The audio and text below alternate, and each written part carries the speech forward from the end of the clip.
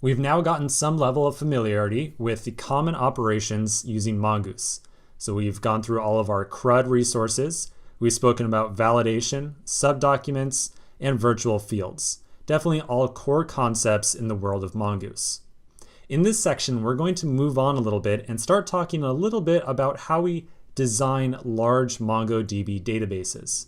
So at this point, we really just have a collection of users, and that's it, like basically nothing else. Yeah, users can have posts embedded inside of them, but in general, there's not really a lot of data or a lot of relationships floating around here. So in this section, we're going to start to think about some of the different ways that we could have designed this user schema. So what we have right here, it definitely works. It's 100% valid, but there are definitely some shortcomings that are going to arise by embedding posts inside of a user. So let's talk about what some of those shortcomings would be. I'm going to flip over to a mockup for an application that we might build by using the user schema that we just set up. So in this web application that we can kind of imagine, we're looking at a list of blog posts, or just like a list of posts, like the same type of posts that we are storing on a user model right now. Every single post has a title, which is reflected on the left-hand side, and then the author or owner of the post is reflected on the right-hand side. So we certainly have enough data right now to produce a screen that looks like this, right? We definitely have a list of users that we can fetch from our database, and we definitely have some number of blog posts that belong to each of our users. But I'm going to make the claim that maybe the schema that we've set up would not make this type of display right here the easiest thing in the world to put together. And here's why. I want you to think for a minute about the type of query that we would have to write to get some list of blog posts belonging to multiple users on the screen. So the key here, like the real wild card I'm throwing in the equation, is I'm saying that specifically I want to have posts from different users on this one screen. We might end up writing a query that looks something like this.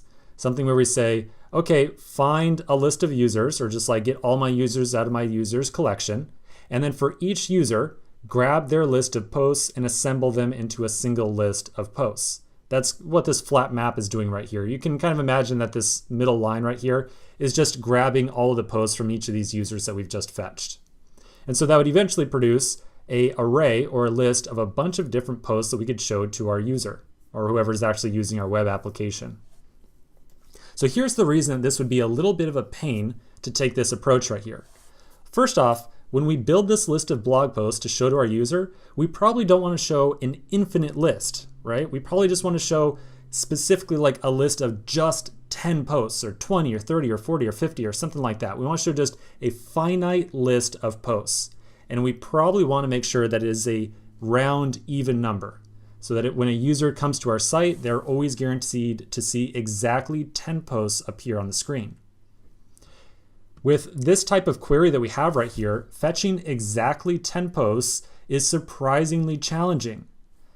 If we go and find every single user inside of our database, well then sure, we're probably guaranteed to, depending on the size of our application and how many users have signed up, maybe we're going to get like many, many, many blog posts, way more than we would ever want.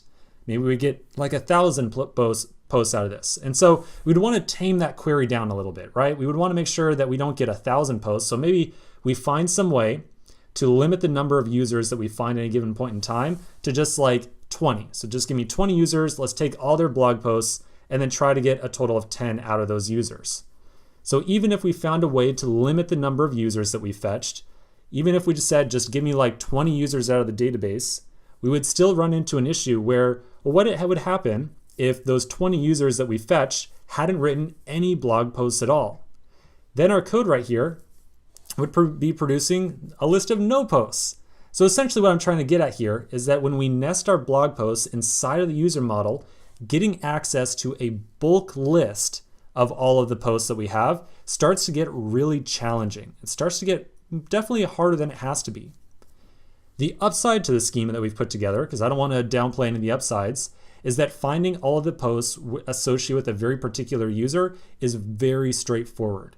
So if I had changed up this mock-up over here and said, I only want to ever see all the posts by a single user, like only show me posts by Alex, all of a sudden the schema that we put together works really, really well because we can just find our user of Alex, and then render all the different posts that they have onto an HTML document.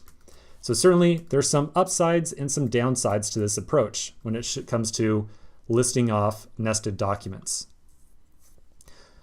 Let's continue the next section, and we're going to talk about one of the other differences or kind of challenges that we might have by using this nested blog post or this nested post approach inside an imaginary application.